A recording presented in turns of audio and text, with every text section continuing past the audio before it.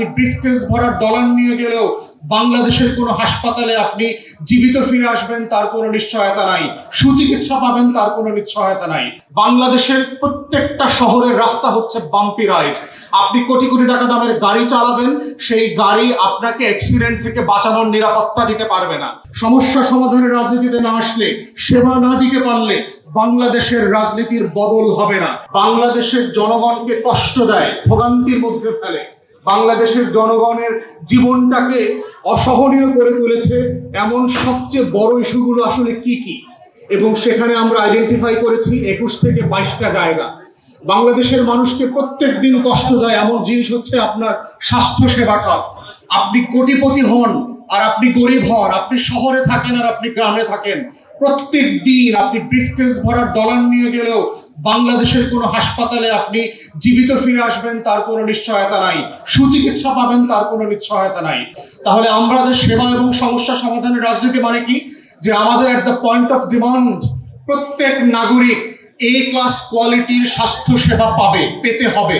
এইটা তার প্রিভিলেজ না, এইটা কোনো দয়া মায়ার ব্যাপার না। প্রত্যেক নাগরিকের অধিকার আছে সে at the point of need প্রত্যেকটা হাসপাতালে গেলে, প্রত্যেকটা স্বাস্থ্য কমপ্লেক্সে গেলে, প্রত্যেকটা কমিউনিটি ক্লিনিকে গেলে দুনিয়ার সেরা মানের স্বাস্থ্য সেবা পাবেন, কিন্তু তিনি পাচ্ছেন না। এটাই এবি পার্টির রাজনীতি। বাংলাদেশের প্রত্যেক নাগরিককে অ্যাক্সেসেবল বেস্ট কোয়ালিটির হেলথ কেয়ার সিস্টেম আমরা প্রোভাইড করব।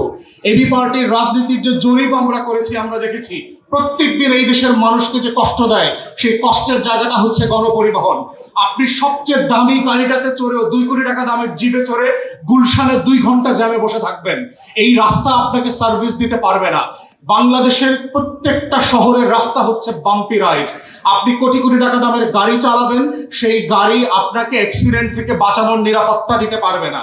আপনি কোটি কোটি টাকা দামের গাড়িতে চড়ে বাংলাদেশের সবচেয়ে এক্সপেন্সিভ রাস্তাগুলোতে, ডলারে বানানো রাস্তাগুলোতে হাঁটবেন, চলবেন, কিন্তু আপনার মৃত্যুর থেকে বাঁচার কোনো নিশ্চয়তা আপনি পাবেন না।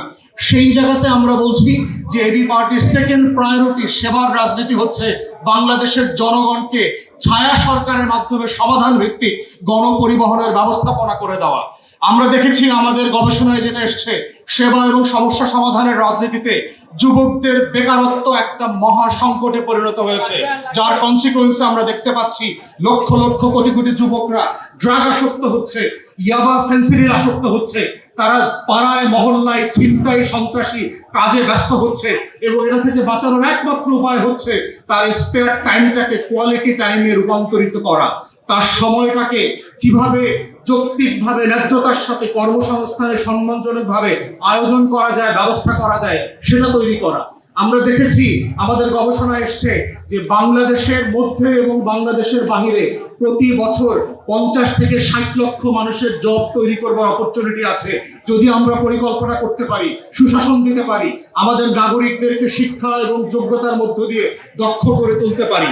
ঠিক এইভাবেই আমরা দেখতে পাচ্ছি যে বাংলাদেশ রাষ্ট্রকে যদি বদলে দিতে হয়, এই রাষ্ট্রটাকে যদি সত্যিকারের বাংলাদেশ বানাতে হয়, দায় এবং দরদের ভিত্তিতে নতুন প্রজন্মের রাজনীতি করে বাংলাদেশ 2 বানাতে হয়, এই সমস্যা সমাধানের রাজনীতি কেবল বাংলাদেশকে বদলে দিতে পারবে।